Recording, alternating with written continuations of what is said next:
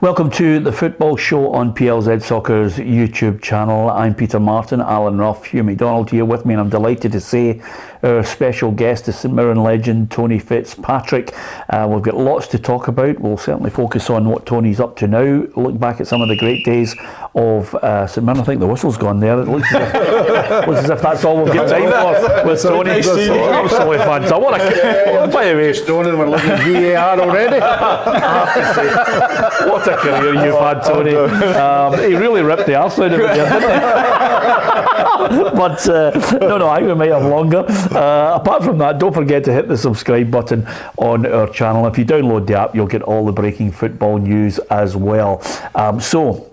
Quiz question. We always like a wee quiz question, and with Tony in, why not? Let's celebrate all things St Mirren. Here's the question for you. Which team did St Mirren beat to win the 2013 League Cup? And we'll give you the answer at the end of the programme. And we'll be wallowing in all things Saints as well, because if you have any questions, then fire them out. Tony's here. We can always just throw a few at him, as well as the multitude of questions that we've got for him as well. Now, we've been running a competition all this week, and it's a great chance for you to win that Rangers strip from that Europa League season, and I also managed to find the Europa League final programme, so I've thrown it in as a double whammy, as Adam's about to tell you.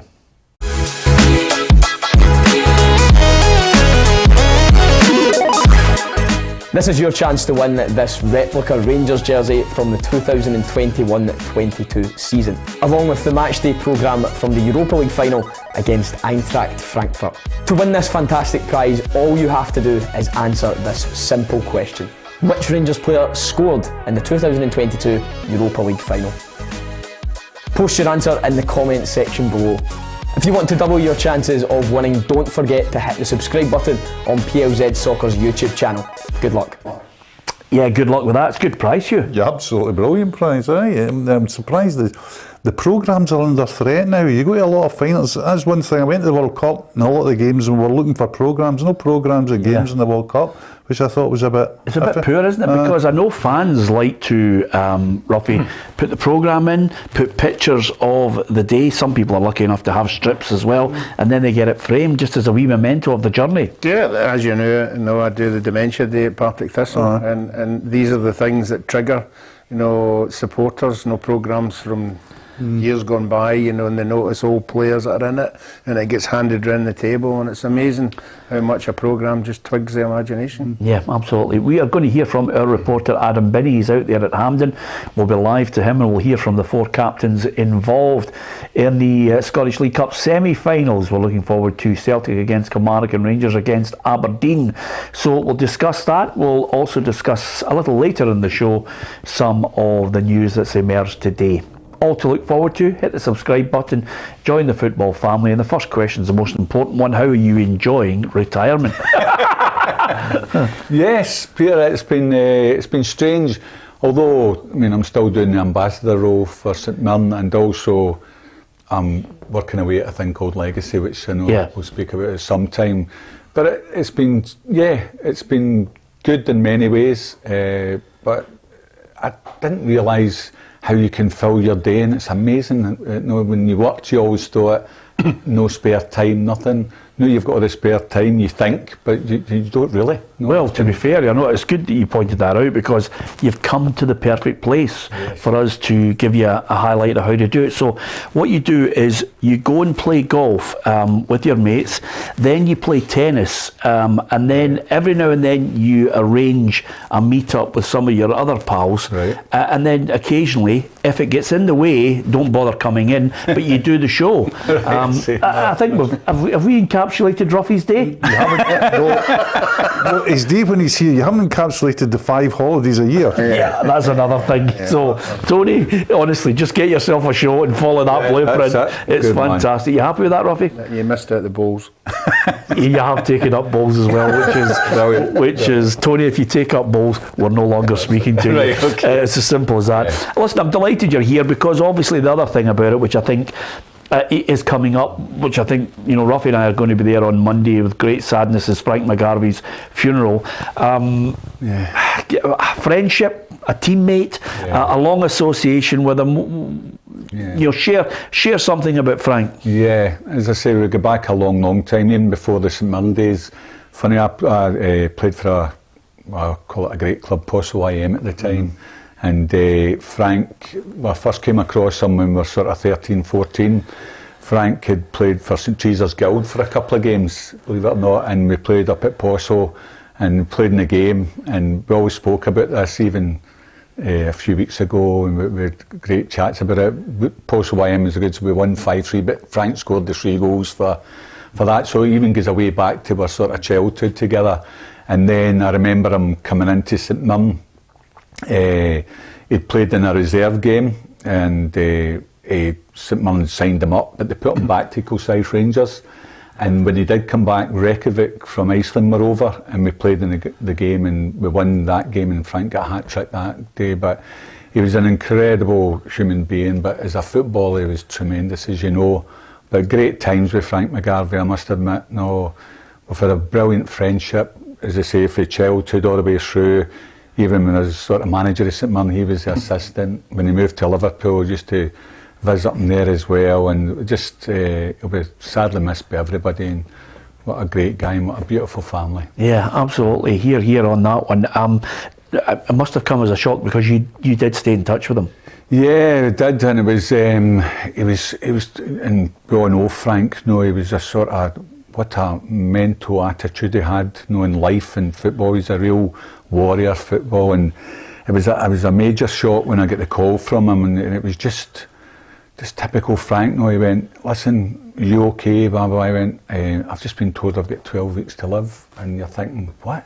And he was an incredible boy. He did, and as I say, I was blessed to spend a lot of time with him. Yeah. And I thank the family for that as well. The other thing I was going to say to you, which we all know because you get a little glimpse of him, I mean, we've all talked about it, talked about the chances that we've had to actually play football with him, but professionally, you playing football with him in that dressing room, I mean, the banter must have been sensational, because boy did he love a wind-up. Oh, he did. He was, I mean, Frank was a real character, do you know what I mean? And just, I remember, as you say, one of the things was, me and Frank, we always had a real competition between each other with running and stuff like that. And when Sir Alex first came in, there's a famous, we used to do the runs in the Braes, Glenifer, Braes and Paisley.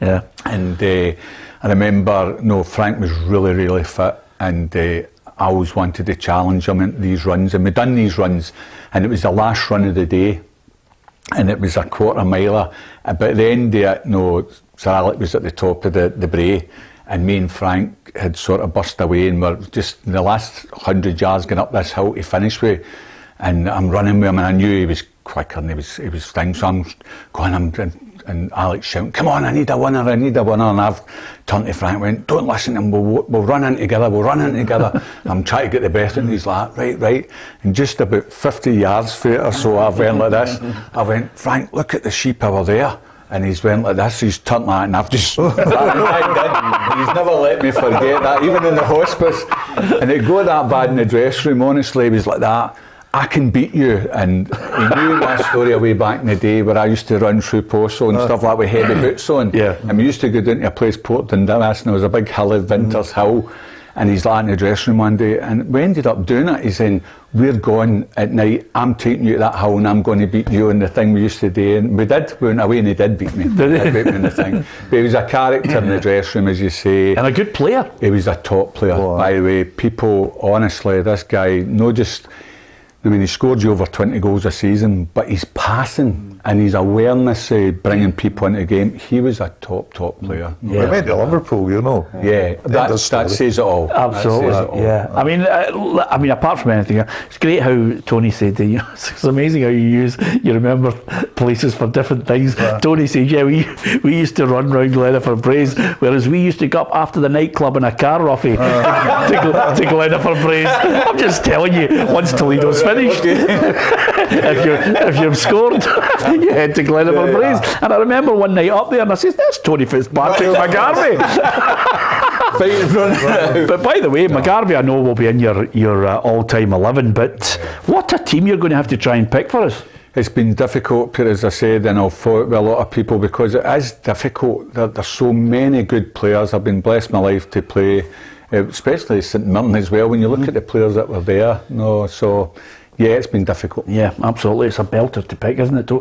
I think especially we've got to let Tony in at the 11. he's more than played his way into that. But I picked a 4-3-3, and the front six is really, really hard to pick. I mean, you're keeping top players out. It shames me to say I didn't get Billy Starkan. Goodness gracious, or Ian Scanlon or Frank McDougall. I know, Scanlon, I loved Scanlon. But I had to go for Peter Weir in front of him. Well, listen, I can't wait. You get a chance to go to St Mirren when you go in the main door and you go up the stairs and you look at the photographs of teams of the past. Some of the players that are in the teams are frightening. Absolutely. Alan, you know yourself, and I've been on before, people forget, I mean, they criticise me for saying St Mirren are top six. We were used to that for nearly 20 years. We were in Europe and all these places, and so you're right. I mean, a lot of top players were there. It was where I first went as well. It was my first professional match to report. You were playing as well, Tony. Right. 1973. I was at the Paisley Daily Express, and you'll remember the guy, Stan Park, was the main man. Right. And I did the Johnston Borough. That was my patch. Yeah. But if Stan was off, and Stan was very rarely off. You know, he must have been sick or had a cold. Yeah. I get sent along to Love Street, round the corner for the Sheriff Court, and that was big. That was a big deal. You forget the attendances in those days as well. And do you played against Feyenoord? Yeah, I did. Yes, against Cruyff and what do you call it? Hullet scored the winning goal at our place, the 1-0. Played in that game. Unbelievable. The teams. Of course, you had Sir Alex.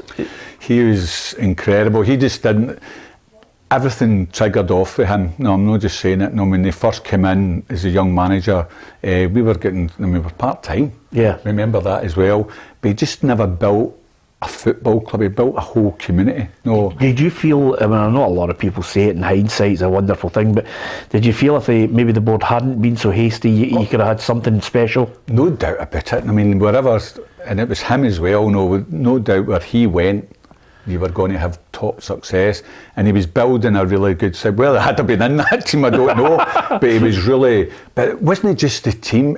I stayed in Paisley at the time. It was the feeling of the whole community. He used to go around with a loudspeaker. I was with him. Yeah, I was with him. Were you? Yeah. He used to take the players around, Ferguson, Gallagher, all the different schemes. He'd stand in Paisley Centre on a Saturday and encourage people to come to the game. We'd go to the bingo, we'd go into clubs. No, honestly, you're talking 40 years, more so. I mean, but I stayed in Paisley, and in the days you used to walk into the stadium. We never had fancy cars and stuff. And how many grannies, grandpas at that time? I was a young kid. I was maybe 18, 17, 18, and they were, the best of the day, Tony. We're not making it, but my son will be there. To be in Paisley, Renfrewshire at that time was just magical. Magical. And was he feisty? Yes, he was. He was a young manager. I mean, just had left his Stirling. He had a short spell there. Came in like a whirlwind, and he was incredible. I mean, he was. Was there anybody in that dress? Now, the thing about it is, you've mentioned to me where half of them came from. Was there anybody in that dressing room who thought, I'm not taking the hairdryer treatment, hold on to this? No, listen, he utmost respect. When he came in, everybody, I only got it once in my life off him, and I learned quickly, and we'd won a game. It was against Morton actually, and we'd done really, that's the rivals, and we'd won, and we're in after the game. I think it was 4 or something we'd won, and we're all sitting and we're delighted. But he came in, he wasn't happy, and I've seen him do it a lot with Aberdeen in different teams. With the performance, it was all about performance, not just the result. And he was shouting, and that I was sort of listening. I was captain at the time, and I went, "What is it you're looking for? You won the game, aye." When he came in, I went, "Oh my God!" And people remember the film Alien. I don't know if the things up at the face, and he was. So after that, I kept my mouth closed. But everybody was the same. But generally, when he went off like that, it was for the right reasons. Yeah. He never done that just for it was for the right reasons, and he was just, we lived off him. St Mirren lived off Sir Alex for 20 years afterwards with the teams. He was brilliant. Yeah. And what was your best moment? It's a tough one to call because you've got that Scottish Cup win, you played in European football. Fergie's times was the best time for me, winning the First Division Championship, and even Frank McGarvey, we spoke about this recently as well, and he says, his Celtic career, and he was a big Celtic man, he loved Celtic, as you know, but he loved St Mirren as well, but his best days in football, he said, was at that Fergie area. He always thought that was his best time in the game, and it was special, honestly. Yeah, because you're young and it's an interesting point, that, isn't it? Because Frank, I mean, went to Liverpool and then he got all the medals at Celtic as well, and an absolute hero at Celtic as well. So it just shows you that Ferguson must have made a real imprint on him. It says Sir Alex the biggest influence in his career, if you look at it, and even up to the end he was saying that. Do you know what I mean? And it shocked me because he had an unbelievable career, didn't he, at Celtic and stuff like that.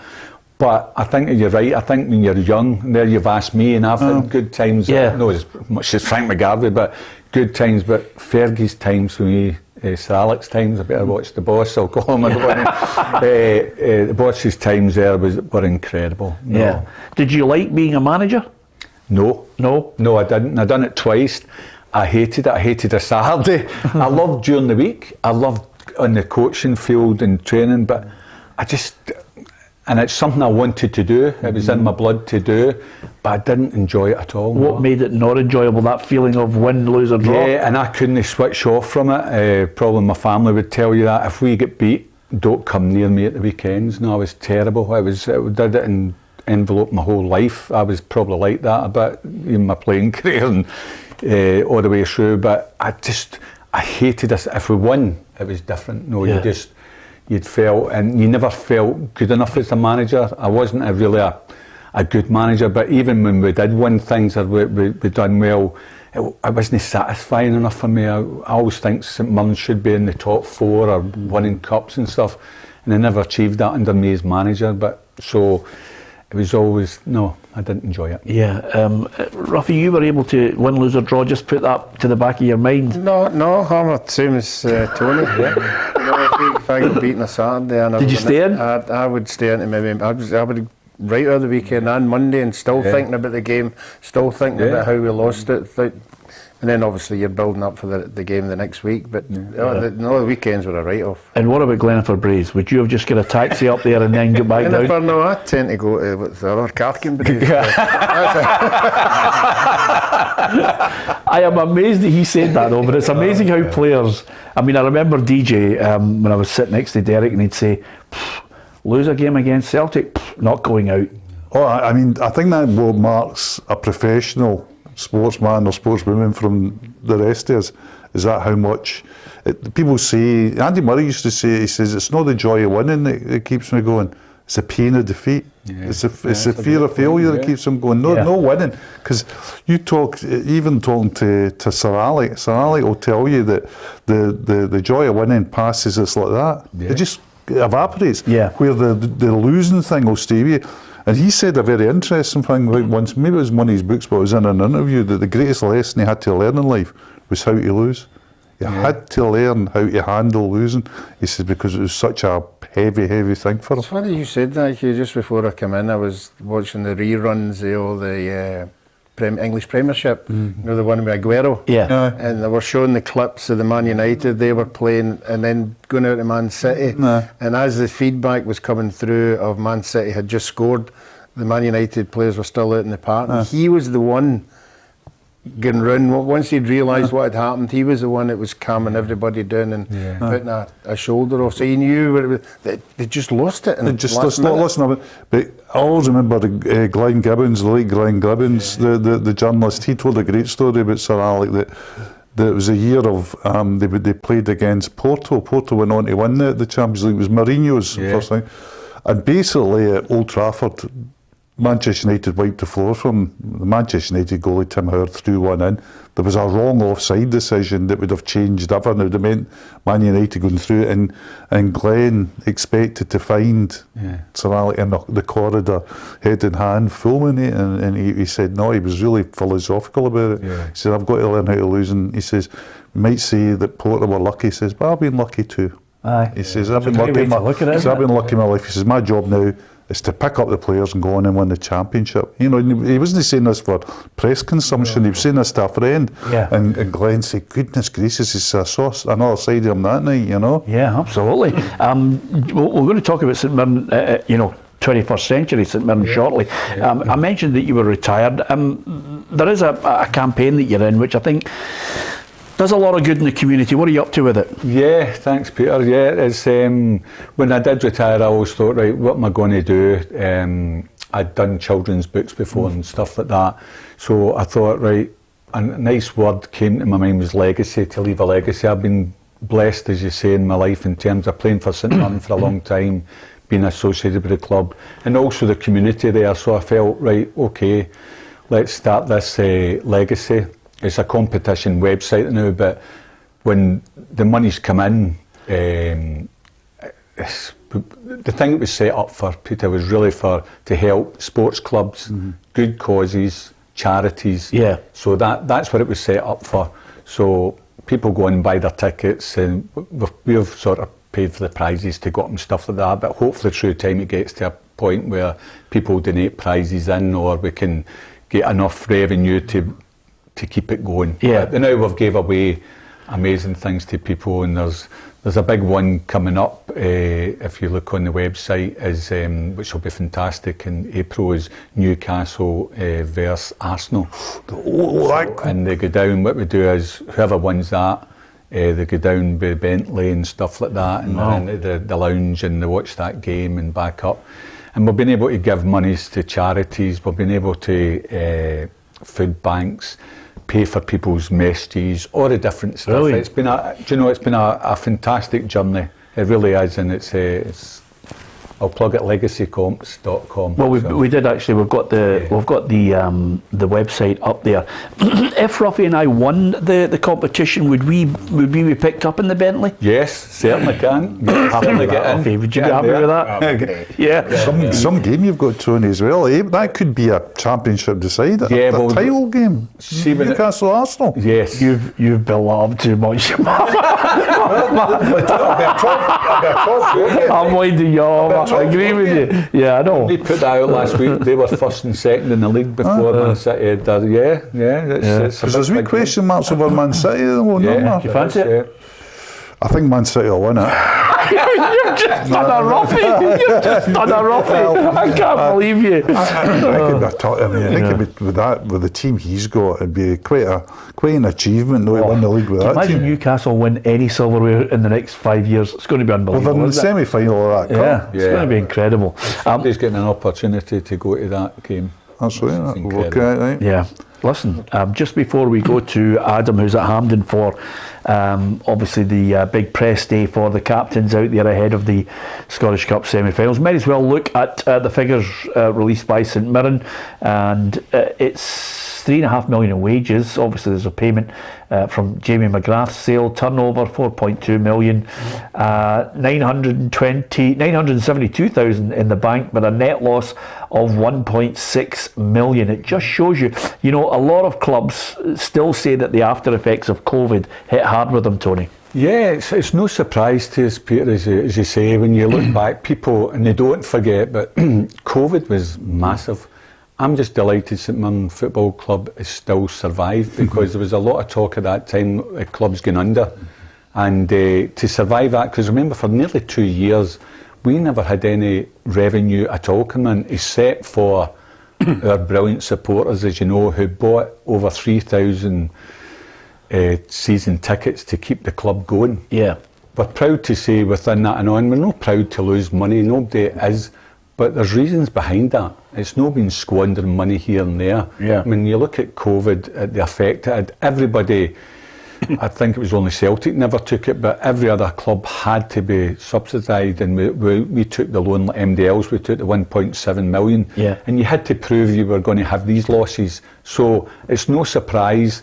The great thing is St Mirren survived. They're in a fantastic position now going forward. No, the crowds are back in, and you can see the team's doing brilliant. Stephen's in doing a fantastic job, and I think the club, as I say, and I think it has been in there for the last 5 or 6 years as well. Yep. And now I think it's ready to really take off. And you look at the team and the infrastructure of the club, and now, you know, I'm just thinking now we've got the UEFA licence, we've got a gold licence for the stadium, our academy's elite.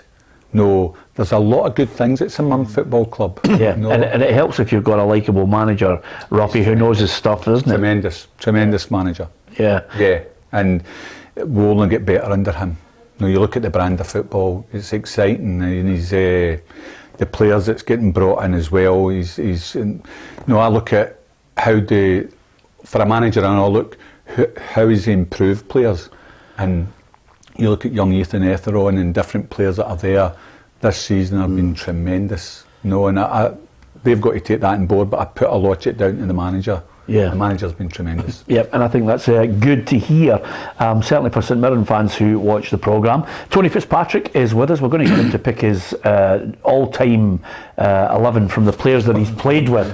We might as well get it now, and then obviously it gives people a chance to phone Tony tonight when he thought maybe he was just going to be sitting with nobody to talk to. So there's a few mates going to phone you when we get it out of you. But nevertheless, Hugh McDonald and Alan Rupper with me, Peter Martin. Hit the subscribe button on our channel, and obviously we will go back over Tony's website and let you get that chance to maybe Bentley all the way down to Newcastle. Arsenal can't be beaten, can it?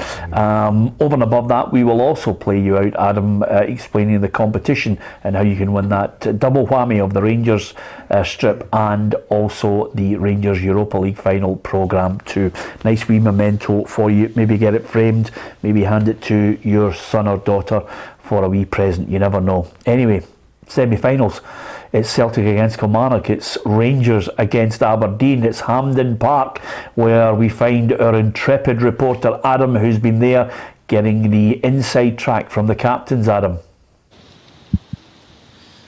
Yeah, first of all, got to get out the apologies to all of our viewers. I've been done in by the wind and the rain once again, so apologies for the offensive haircut. And then we'll jump into the people that really matter. James Tavernier, Callum McGregor, Anthony Stewart and Alan Power all gathered at Hampden Park to preview this weekend's two semi-finals. There's a couple of points made by both Alan Power and Anthony Stewart about trepidation, about fear. They're trying to instill in their teammates as leaders that that's not something they want to be feeling going into these two matches. With Tavernier, it's all about trying to get that cup. Of course, Rangers haven't won this competition since 2011. You remember that famous Nikica Jelavic goal that seemed to come in off both posts. That was actually the last time they managed to win this. For Callum McGregor, there was a little touch from him as well, talking about Scott Brown, his predecessing captain, and how Callum McGregor's trying to follow in his footsteps, but also explains how they are both different. He's not getting used to it yet in terms of winning too many trophies. I know it seems like his hands are always on those cups, but it was a nice little moment of him talking about Scott Brown. But yeah, two fantastic matches here at the weekend. Myself and Kerry will be covering them both, and can't wait. Yeah, really looking forward to chatting to Adam about that. Can we hear from the captains? I wonder if they're there for us to get a little slice of what Adam was talking about. Yeah, of course, and we have that chance, and I think that's what we have to think about. No one thinks we can do it, but we have a little belief in the change room that we might be able to cause an upset. And it'd be a great occasion to do it. Yeah, of course. You know, when the cup competitions come around, then straight away, you know, you've got that desire to win. You know, I don't think that'll ever change in me personally. You know, it doesn't matter how many trophies you win, you want the next one. And to be fair, boys was buzzing. Take it or not, we're in the semi-finals. We expect to be playing one of Celtic or Rangers or any of the teams in the league. So it was good that we got Rangers, and it's a big rivalry between the fans. So we're looking forward to it. Yeah, we've obviously won the cup last season, the Scottish Cup, and you know there's a lot of experience in the team on winning the trophy now. But it's something, obviously, it's in our sight to try and get this League Cup, back at Ibrox. So we'll be doing everything possible at the weekend to try and get into the final.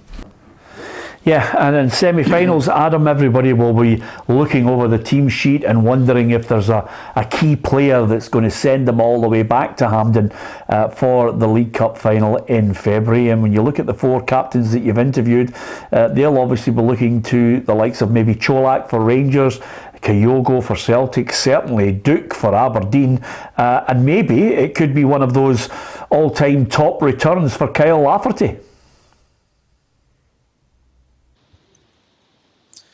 Yeah, well, you mentioned Antonio Cholak there, and that's a really interesting one, because perhaps the best line from the press conference came from Anthony Stewart, where he was asked about the differences between playing against Antonio Cholak and Alfredo Morelos. Now, he replied saying, "Oh yeah, they're both completely different players, but I've got a preference. I think one is much better than the other." That's saying that he believes Antonio Cholak to be a better player than Alfredo Morelos. Now, he wasn't prompted for that answer. He actually just came out with that himself. So there's a little message from Anthony Stewart to Michael Beale ahead of the match on Sunday. He wants Morelos to play and not Cholak. But yeah, the Kyle Lafferty one's interesting as well. We heard from Alan Power. He's been saying that Kyle Lafferty's always been around the building and been at every match apart from one.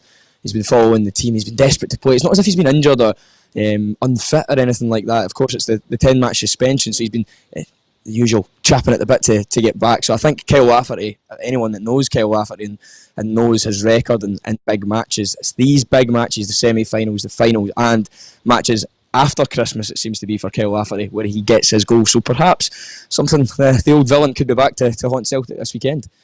Yeah, it's a semi-final where you can etch your name in history. Thanks to Adam out there at Hampden Park. He looks as if he's in the middle of a storm, and you won't be aware of this, Tony, but he gets absolute pelters for that haircut. And probably we've got some photographs of you from the early days, which will take the heat off Adam. Adam can look back on this show and say, well, maybe this curtain out look that I've got in my hair. I mean, look at the hairstyles, Tony. They're just mental, aren't they? I mean, it's fantastic. I had that now. Yeah, I was going to say to you. Nothing. But that there, that strip and that period in the 70s was when you were part of, a right good team. So we've really put you right under the spotlight here. Who's your goalie?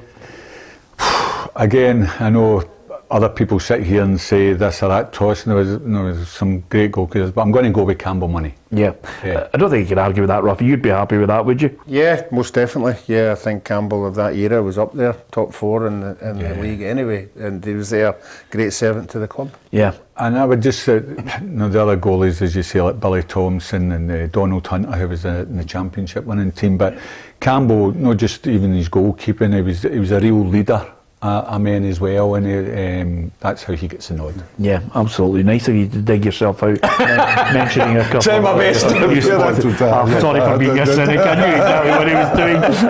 Okay, your back four's a tough one, isn't it? Oh, she's incredible again. But again, so many great right backs. I've went a 4 at the back, as you say, but I would go with Alec Beckett. With Tommy Wilson, there's John Youngs, there's different ones. But Alec Beckett for me was an incredible full-back. He was not just attacking full-back, but you get these days. He was a brilliant defender.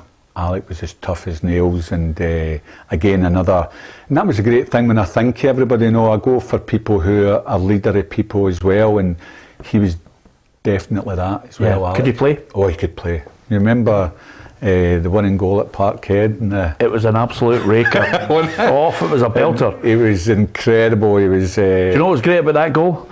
I don't think Alec had ever scored that many goals, and he was in a state of shock when he actually. He looked at me like that as if to say, "What did I do?" Yeah. But he was a great player, honestly, and he was. Again, I love players with that determination and will to win, and Alec was that. Yeah. Okay. Left back.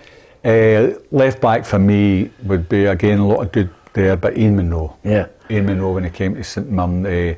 When I first joined St Mirren, Ian Munro was a midfield player, and they went to Hibs and then come back and stuff. But left back, playing for St Mirren, they get some Scottish caps. Playing for St Mirren at that position, Ian was a real winner as well, great in the ball.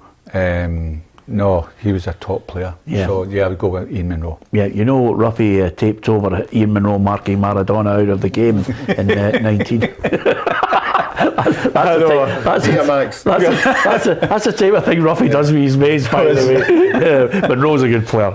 Super. I played with Ian in the Scotland under-18 team against Holland. Ibrox, great player. You knew right at the start, even at that age, he was so focused. Yeah. You know, he's one of the focused players that you get, and everyone wanted to win it all the time and that, and he just 24 hours just thought about football. Yeah, first 3 players not bad, Hugh, because obviously we're not going to argue with it. Tony's personal choice. Now it's where I think there's a lot of fallouts are about to actually just befall him as he names them. Well, I think he's now getting into territory where the competition is pretty fierce. I mean, you've got your centre backs to pick, but once you get to midfield and up front, it's pressure. Yeah. What about your 2 centre halves? 2 centre backs, I've got to go with Bobby Reid, who played in the Alex Ferguson era, was destined to go to Liverpool, and but got a terrible injury up at the under-21 game with Scotland up at Inverness. Bobby Reid was, I can sort of say, you'll know him really well, Alan Hansen type.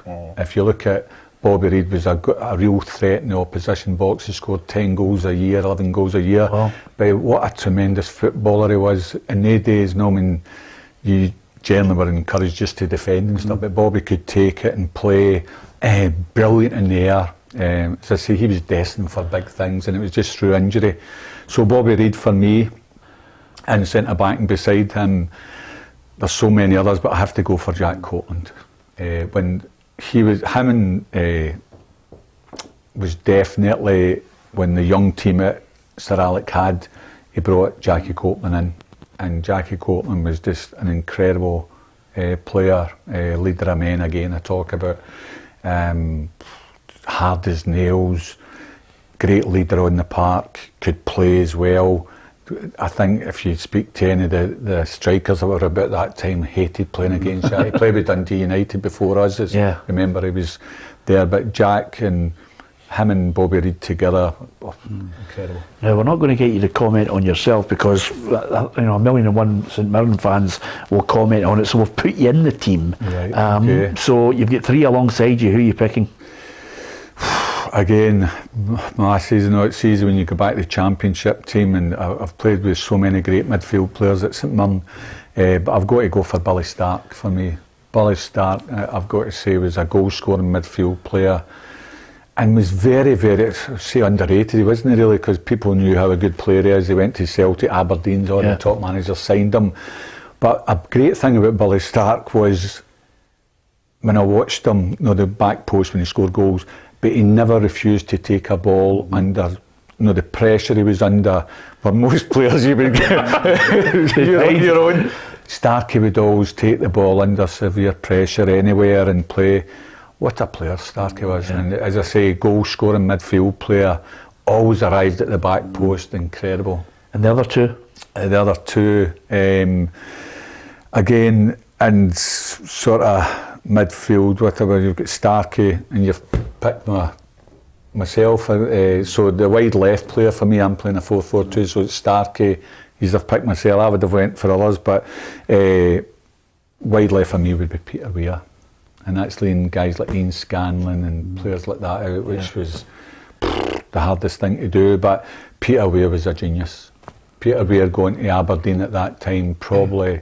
Nothing against Aberdeen, I thought, when you look at the European thing, top, but he was a missing link, what Aberdeen needed at that time, I personally think. And if you probably talk to Sir Alex, he would maybe agree, I don't know, but Peter Weir was an incredible player. And alongside you, you've picked a young guy. Yes, I have, sorry. I've left him, because I thought Alexi Richardson, who played in the Championship winning team, there was other Billy Abercrombies and there's players like that.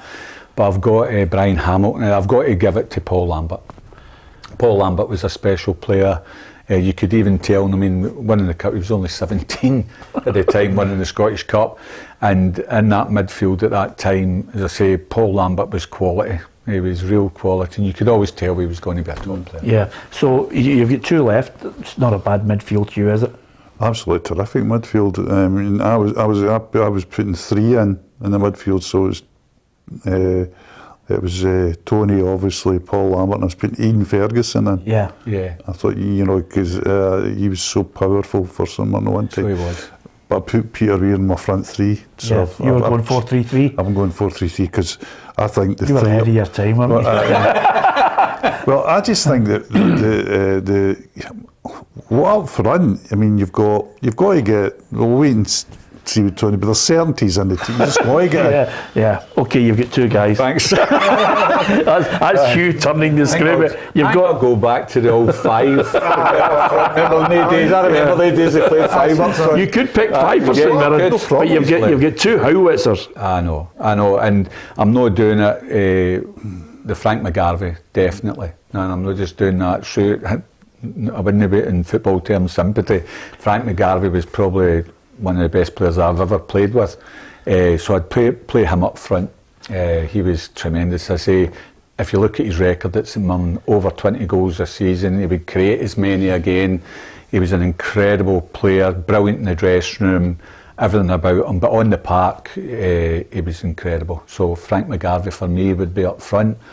With, personally, and even recently with Frank McGarvey, with this talk, even in the hospice away when we first went in, and McAvenny to me is the next one I'd pick. But McAvenny is the best player I think I've played with in terms of for St Mirren. Yeah.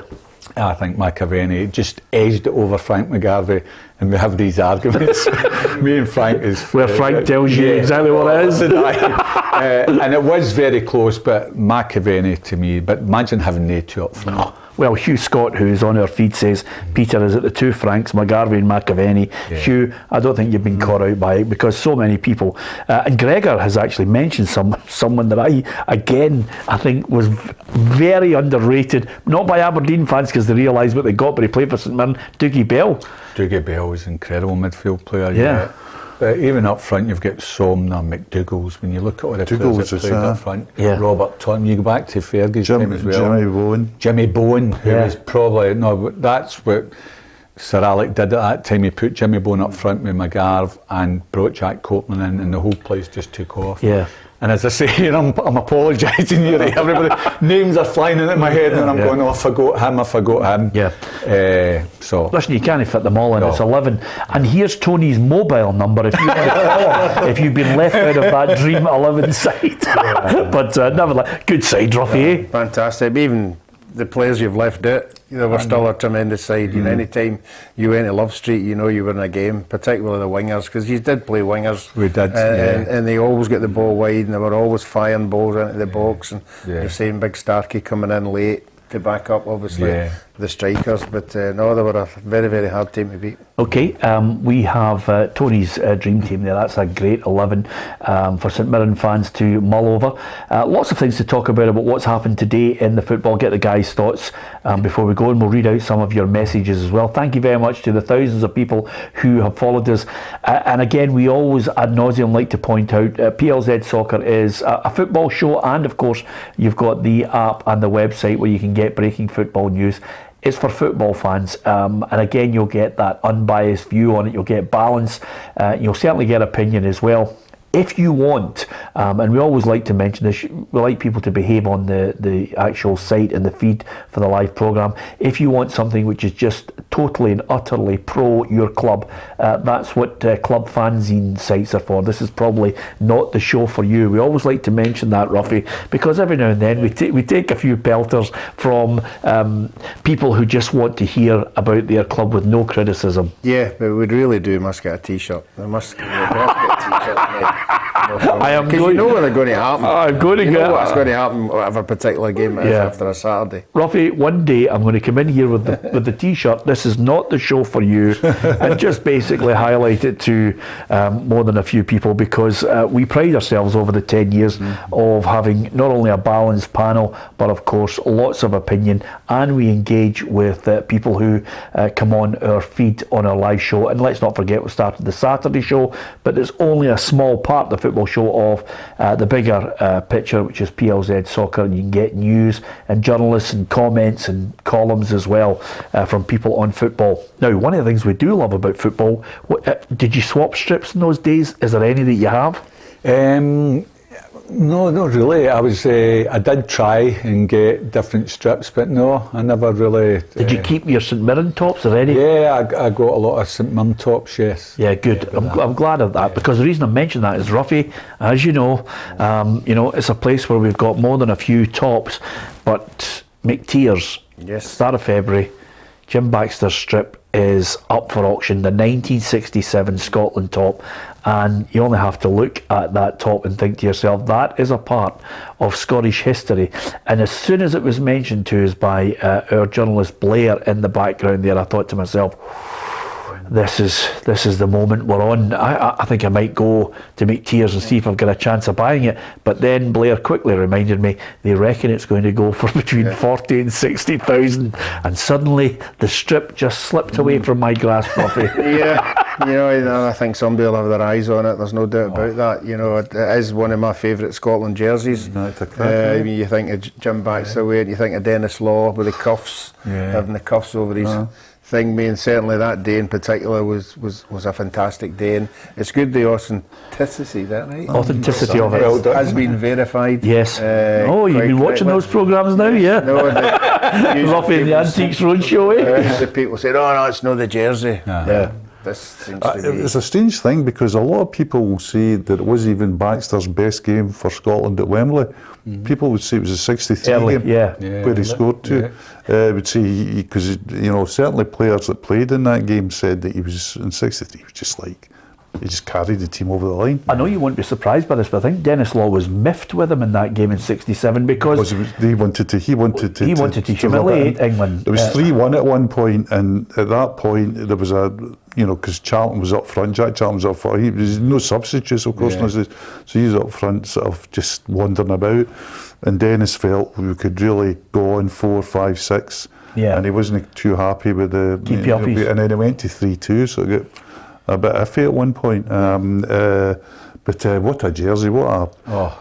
I'm very wary of it. I think our generation, it wasn't a thing the way it is now. People talk about kits and all that, but that kind of thing is just history, isn't it? You just want to look at it. Oh, it would be fantastic for somebody to put that in a frame. I think it's been at Ibrox at some point in the museum thing, but now that somebody's actually obviously wanted to cash in for their dad, I think it's got a nice story, but there's also medals, Tony, that will be attached to it. You're talking 40,000, and that's cheap to me for a player of that quality in the strip, and as they say, show history. I mean, incredible.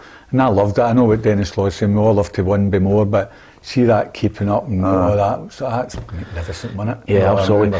It's magnificent, but can you imagine you're 4-0 up against Morton and you decide to play keepy uppy and Sir Alex is the manager? I just want to tell you, I'd have loved to have done that. I couldn't keep it up. By the way, there's a great story, as Ruffy knows, Gordon Strachan was in, and he said they've won against Rangers in the Scottish Cup final, and he said, and they thought, we're going to be we'll be able to have a party, the wives will be there and everything. He was raging with, as you said, the performance, Ruffy, and only Miller and McLeish, he said, were worthy of the medals, There was another game he was getting about shouting at everybody after the final. That's right, when they'd actually won. Absolutely mental. Standards, isn't it? It is. Exactly what it is. That's exactly what it is. But when you think about that strip, it's going to be absolutely superb. And of course, there's more in the back catalogue there of medals. So somebody's going to hold of a Jim Baxter medal. It'd be absolutely brilliant. I think I'll go along that day. Well, not only that, we've got a special feature on that strip coming up. Ruffy and I are going to go and see the strip. Ruffy doesn't know that, which is why he's got that blank look in his face. But we have arranged for us to go and see the whole catalogue at McTears before it goes out. So the last time we did, the big one was it? Stevie Chalmers. Yeah, so we're now going for Jim Baxter. When I was in Qatar, Tony, there was a football museum created at the World Cup. and the centrepiece of it was the Maradona strip, the £7 million strip. Yeah. Was in, so I did get my picture taken with that. That's fine. You've got to do that, Hugh. It's required, to be perfectly honest with you. So we'll go out there and we'll do a wee piece rough. Is that okay? Yeah. Just if you could phone the golf and just say that you can't make it that day, that would be magnificent. Bring your racket just in case you Exactly. There is a court out there. I'm actually surprised that Alan Burrows has decided to step down as Motherwell CEO. Here's the statement that was released on Alan's behalf. It is with a very heavy heart that I am resigning from the club that I love dearly. I have discussed my future with the chairman for some time, and although there isn't always an ideal time, I felt a new year gives everyone the chance for a fresh start. I'd like to give someone else the chance to drive our club forward, someone who can perhaps bring new, exciting ideas and a different approach. Although I'll shortly leave Fir Park for the last time, my heart will always be with this fantastic club. Thanks again for everything. I mean, it does not suggest at this point, Hugh, that there is something on the horizon. For me personally, if I was looking at a tremendous person with a lot of experience, he's one of the nicest guys you could ever meet in the game, and I think he has football and not only the benefit of his own club, but I think he looked at the wider picture of how we could take Scottish football forward. Yeah, he was very impressive as manager, chief executive there, and the amount of things that he oversaw. He brought the sensibility of a fan. Yeah. He brought that sensibility, but without the sometimes the kind of madness that can come with being a fan and getting that job where you're not realistic. He had that realism about where to go, the strategy. They did so very well in so many things. They reached cup finals when he was chief executive. They stayed in the division, which is always never. They recruited well. They sold players on for good profit. They became involved very much as a community club. They also led the way in Scotland, I feel, with things like suicide prevention and mental health. So he's got a vast array of achievements behind him. I'm just wondering if he's just said, it's. Yeah. I've had enough, I need to take a breather. Yeah. I know he's got a young family. Yep, he has. So maybe he's just said to himself, listen, have to take a breather, regroup and go again, and that's fair enough. But he's been really instrumental in the stabilisation of Motherwell after we know the troubles they had in getting in, and them going forward as well. So well done to him, and obviously I wish him well. Yeah, we hope he gets in a job and hopefully something within Scottish football, because I don't think we like to see talent go out of our country. You know what the job entails. Boy, tough job. Very tough job, and massive loss for Motherwell. No, as you said there, I was privileged enough to be a CEO and involved in a lot of meetings with other CEOs and stuff. And Alan Burrows was always admired him. Always think he was ahead of the times. He was always, as you say, for Motherwell, try to pick his brains on many occasions. Top guy, but I totally understand, I'll be honest with you. Yeah. I'm not bringing it back to me, but I was 6 years as chief exec there, and it does take its toll, and especially people go back to COVID again. It was 2 years of COVID where probably Alan was in. I was in with just maybe one member of staff, and you're trying to run everything. But Alan's, as a chief exec, and I've got to give him great credit, he's thinking Motherwell as well. He's thinking, I'm tired, get somebody else in. And I was very similar, I'll be honest with you, I felt it as well. But he's going to be a massive loss for Motherwell because he's a top man. Yeah, absolutely. We've had him in the studio, Ruffy, and I think it's going to be a big loss. Great, yeah. And as Tony said, he went on to another boards, like SFA boards, and it was big inspiration in them, because he looked at it as a supporter. Yeah. Which I think is far more, you should be thinking as a supporter more than anything else. Yeah, absolutely. Okay. What about this weekend? What are you going to look forward to? Don't forget also, we're talking about Tony St Mirren there. They're in action tomorrow night. Hearts against St Mirren. Hearts looking to try and add more players. Callum Patterson, they want to bring him back. They're really making a real push with adding some quality youth and a wee bit of experience in there too. Yeah, I think they've learned for the run they had in Europe. I think they all enjoyed it. They saw the money that came in through it. They were just fell short of getting to the cream bit of it, and I think they're making a really good effort to make sure they get in it this year and they do better, because they are the third force in Scotland just now. Yeah, I agree. And Patterson would be a good signing, wouldn't he? he would be. And the good thing about Patterson, you know what you're going to get as well. He's not coming up for a retirement fund. He's a very driven player, knows the league as well, knows what it's all about, has that extra experience of playing down south. I think it's a no-brainer for them. Yeah, absolutely. And Hearts against St Mirren, I know Tony thinks Hearts will win about 4-0. What about yourself, Robbie? Well, he's free from the club now. He can fire in there. I think St Mirren away from home have been stubborn. They haven't been losing goals very easily. I think they'll always. I'm going down my road here. Just wait. Obviously, they're very hard to beat, but I think at the end of the day, Hearts will win. Can I just say something to you, Tony? And this is how the mindset has changed. I'm a big fan of Stephen Robinson. Yeah. He comes into the back. He comes in after the game and says, "Listen, we're disappointed with a draw against Hearts." That's how you can't rule out anything. Obviously, Tynecastle's tough, we know that, but you can't rule anything out with him. He's got them driven to say a draw's not good enough. Listen, St Mirren just now, especially at home, I know away from home Alan's saying there, but especially at home, we're undefeated there for many a game. But away from home, the club, the way Stephen sets the team up, it's perfect counter-attack football, big exciting football. He's got energy in the team, young players. I've watched him in the training ground. Again, me being positive, but I look at the Hearts thing. I think Hearts are a really good side, and I'm delighted Stephen got in after the game and disappointed no beating Hearts, because the first half on Saturday I thought St Mirren were tremendous, should have been out of the park. But it's different, don't get me wrong. Tynecastle tomorrow night.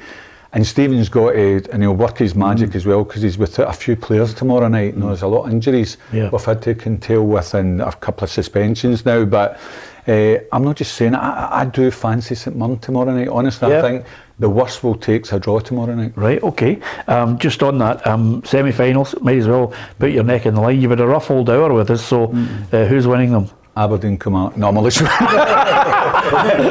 No, I can't see by Celtic and Rangers, if I'm being honest. Right, Hugh? Same Celtic and Rangers for the semi-finals, and I think I'll whisper with things. I think Hearts will beat St Mirren. I think Snodgrass has just given Hearts something a bit extra. Yeah. I mean, the goal he scored was fortuitous, to say the least, but what a ball in it was. Yeah, it was great. It's a good call. Listen, the other point we're going to make to you is the quiz answer, which is, of course, who was the last team that St Mirren beat in the League Cup final 2013. The answer was, of course, Hearts. Good day that, Tony. It was a brilliant day. I was there, yeah. Fantastic. And let's not forget, Tony, no surprise, because we know the man he is, not only on the field but off the field. He's got a new venture that if you want to get involved, you never know, there it is there, www.legacycomps.com, and the game they've got a chance to win something for them. Yeah, that's coming up is I'll get it right, Newcastle versus Arsenal. Yep. And it's all expenses paid. We pick them up at their house, drive them down to Newcastle for that game.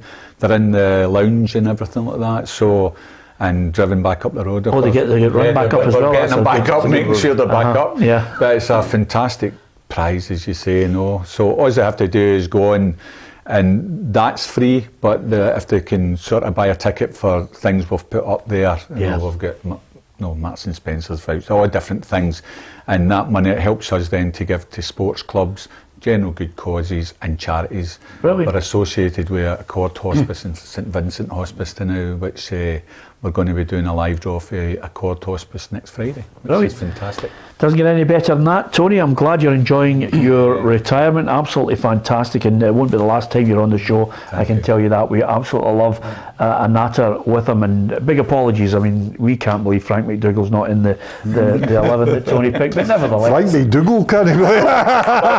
He'll be on the phone tonight to me, I'm telling you. He'll go on the phone tonight. Yeah, absolutely. Tomorrow we'll be in depth. We'll look at Hearts St Mirren again, but we'll be in depth on those Scottish League Cup semi-finals. And let's let's not forget also there are Premier League matches on the Saturday as well to look forward to, because our Saturday show's on at 4 o'clock.